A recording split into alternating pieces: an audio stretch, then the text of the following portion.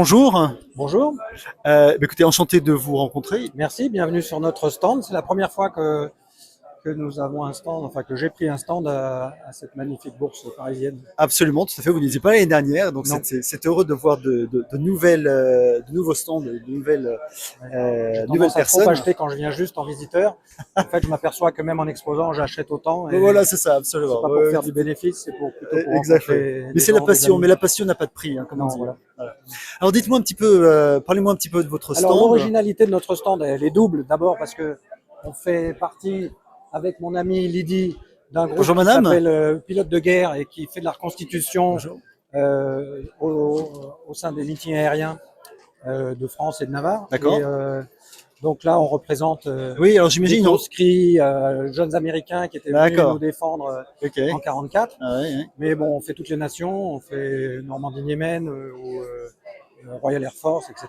Et Alors, évidemment, Armée de l'air. toute petite question, c'est un uniforme original? Oui, alors là, Tout est original. le haut est original, tout le haut est original. Ouais, ouais. Le pantalon, non, pour trouver à ma taille, c'est une repro.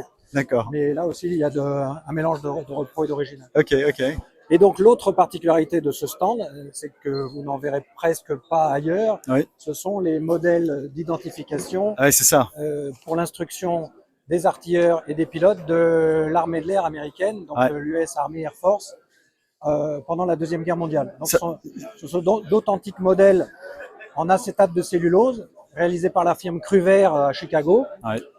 Au début, ils faisaient faire par des étudiants des montages de maquettes en bois peints, et ils se sont aperçus très vite que ça fournissait pas assez en grande quantité. Donc, ils ont commissionné un fabricant de souvenirs en celluloïd et en plastique pour faire en grande série tous les modèles d'avions qu'on pouvait rencontrer, aussi bien sur le front du Pacifique, comme le B-29 à la fin de la guerre, Ouais. comme les avions de la Navy, Curtiss Helldiver Ouais, ouais. Absolument. ou P-61 Black Widow, et Ouais. puis ceux qu'on trouvait sur le théâtre européen, Ah, ouais. donc les Allemands évidemment, comme ce Bien Stuka, sûr, ouais. comme ce Focke-Wulf 189, Ouais. ou les avions anglais pour éviter de leur tirer dessus, Lancaster. donc Halifax, celui-là, Halifax, pardon, et Sterling, Lancaster. ou les B-17 qui étaient aussi bien dans l'armée, dans la RAF que dans l'armée américaine. Et puis celui-là qui est un peu particulier parce qu'il est en métal, il est très lourd. Ouais. C'est un Focke-Wulf Condor, Ah oui, d'accord. donc un autre quadrimoteur. Ouais, Et effectivement, ça, c'est des modèles qu'on trouve pas souvent par chez nous parce qu'ils sont beaucoup repartis aux États-Unis Ouais. avec les gens qui les utilisaient vraiment à l'époque. Donc tout cela, je les ai achetés aux États-Unis. Mais ça aujourd'hui, alors, ce sont pas des jouets, hein, en fait, Non. hein, soyons clairs, hein. Ce sont des vrais modèles. Alors, Voilà, c'est ça. ils sont à l'échelle 1/72e, Hein. qui avait été défini par les Anglais pour faire des modèles qu'on pouvait quand même transporter sur tous les fronts ou sous tous les centres d'instruction, sans être trop grand, mais sans être trop petit non plus, pour Ouais. qu'on puisse les mettre dans toutes les positions, Ouais, c'est ça. éventuellement les éclairer par derrière avec un tissu devant pour avoir juste en ombre chinoise. Après, ils les ont fait aussi au 432e, mais le 62e, c'est l'échelle donc qui a été reprise par les Américains et qui a servi après pour toutes les boîtes de maquettes qu'on a Ah trouvées oui. après la guerre. Ah oui, aussi bien effectivement, chez oui. Frog Ouais, ouais. que chez Airfix. Tout ça, c'est du 72e. Et en fait, c'est une échelle issue des modèles d'identification de Ah, la guerre, ça c'est intéressant, puisque finalement, de l'armée. on a tous fait des modèles Voilà, ben d'avions, moi j'ai etc., commencé etc. évidemment par Un ça. 112, un 48e, etc., Je suis issu etc. d'une famille aéronautique puisque mes deux parents étaient pilotes, mais évidemment j'ai commencé à construire des kits de maquettes et qui étaient essentiellement au 72e. Ça, c'est étonnant, ça, hein. Bon, ça c'est un peu plus récent, mais ça c'est des années 60 Ouais, ouais. et c'est C'est fou comme c'était primitif finalement par rapport à ce qu'on connaît aujourd'hui, hein, assez, mais c'était quand même mais assez c'était quand même, précis. ouais, ouais, ouais. Et même ces maquettes-là, si on les regarde de près, il y a quand même un souci du détail assez important. Ah, mais c'est ça qui est Aussi étonnant. bien dans les verrières que Ouais. les roues, toutes les roues y sont. Ouais. Là, celui-là, il a les freins de piqué quand même. Ah ouais, bien sûr, ouais. C'est assez détaillé. On Ouais. voit que c'était fait par des modélistes. Absolument. Et bon, après, ils les ont fait donc en très grande quantité Ouais. et en très grand nombre. C'était pas rare du tout, mais ça se conserve pas forcément très bien C'est sur ça, ouais. certains climats. Ouais, ouais, On voit que celui-là, il commence en 80 ans à se déformer légèrement. ouais, ouais, Là aussi, les ailes sont plus tout à fait au dièdre d'origine. ouais. Par contre, il y en a qui restent en très bon état. Oui, mais enfin, c'est quand même des pièces qui ont 60, 80 ans, plus de 80 ans, hein. ans. Ouais. Le Sterling, il est encore Ouais. magnifique. Il est Attention. très détaillé dessous. Ah oui, oui, carrément, oui. Et c'est une vraie maquette. Hein. C'est fabuleux, hein. Il y a même c'est même marqué Ouais, Short c'est marqué Short Sterling, Sterling. mai 42. Hein. Voilà. Et même la date. Ouais.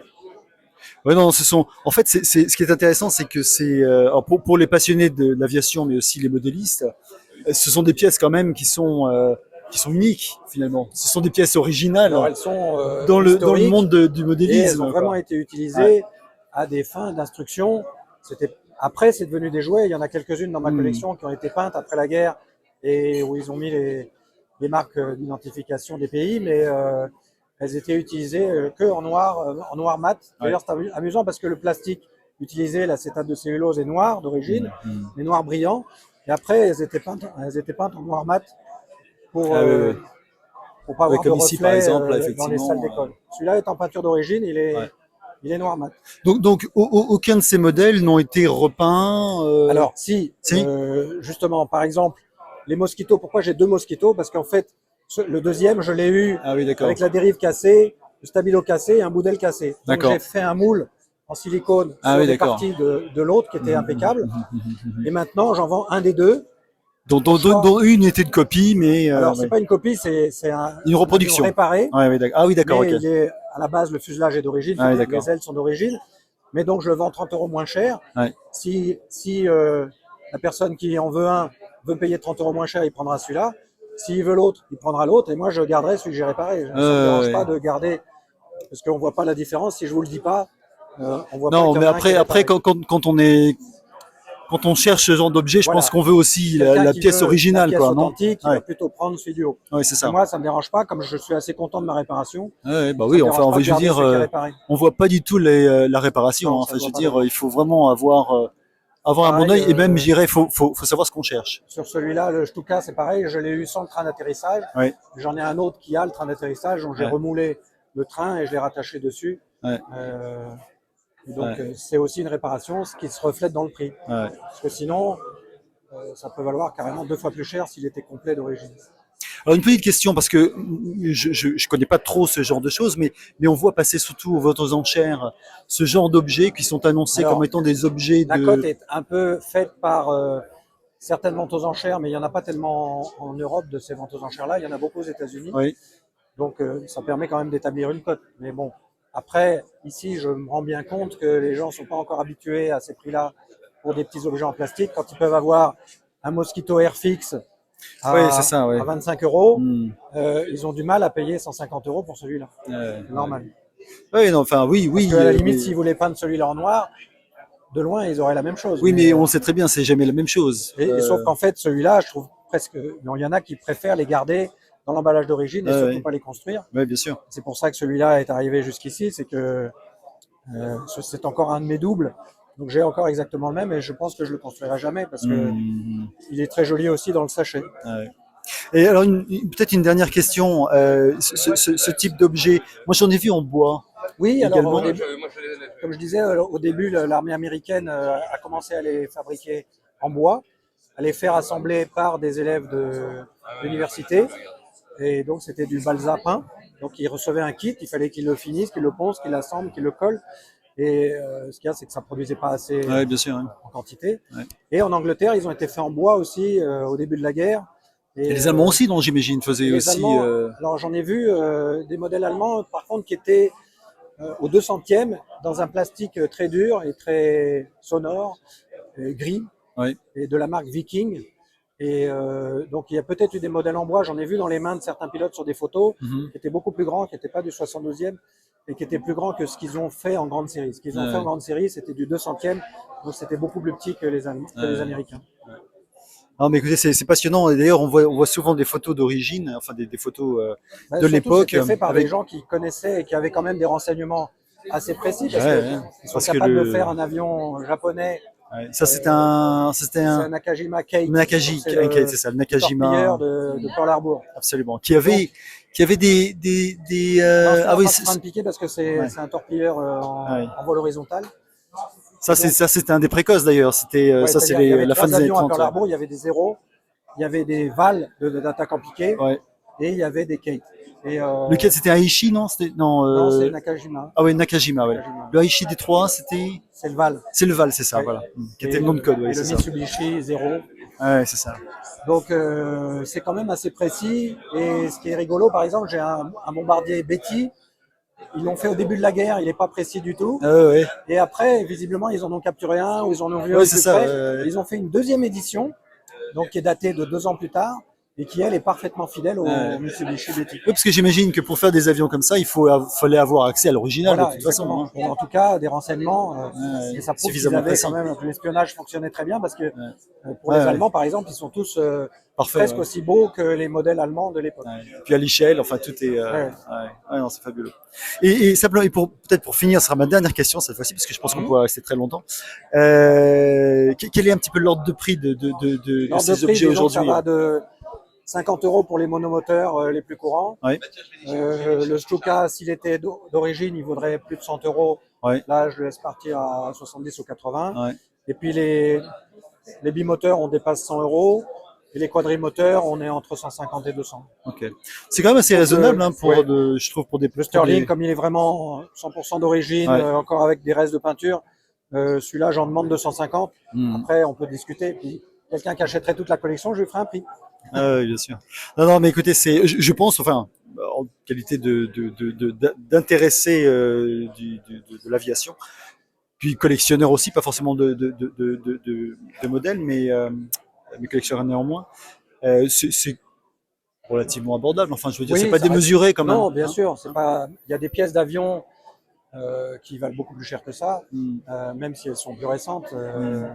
Un bout de pale d'hélice ou Ouais. un cylindre de moteur, ça peut valoir beaucoup plus cher. Là, on a quand même quelque chose. Pour ceux qui font du maquettisme, bah, ça se rapporte directement au kit que j'ai fait moi dans mon enfance Ouais. et que je continue à collectionner rien que pour le décor sur les boîtes. Oui, c'est ça, oui. Puis il Et l'a pas fait, hein, toutes voilà. ces. Et là, bah, il n'y a pas à le faire, il est déjà construit, Ouais. tout en ayant une vraie valeur historique. Absolument. Et je dirais que ça, c'est l'origine du maquettisme quand même. Hein. C'est Quasiment, fabuleux, ouais. Il y avait hein. très peu de kits avant-guerre. Ouais. Après-guerre, Bon, c'était des jouets, mais alors, il y a c'était pas une du autre tout marque pareil. qui a racheté tous les moules de Cruvert et qui a continué à les commercialiser après la guerre comme jouets. Mais dans ce cas-là, ils sont plus datés Ouais. de la guerre, évidemment. Oui, bien sûr.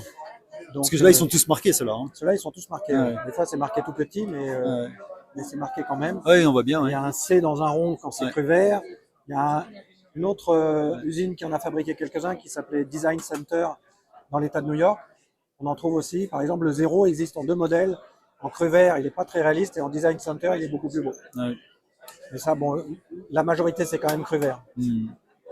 Alors, bah, c'est super. Bah, écoutez, je ne Voilà. peux que Sinon, vous remercier. j'ai aussi beaucoup d'objets sur les Spitfire parce que j'ai racheté la collection d'un ami à moi d'accord, ok.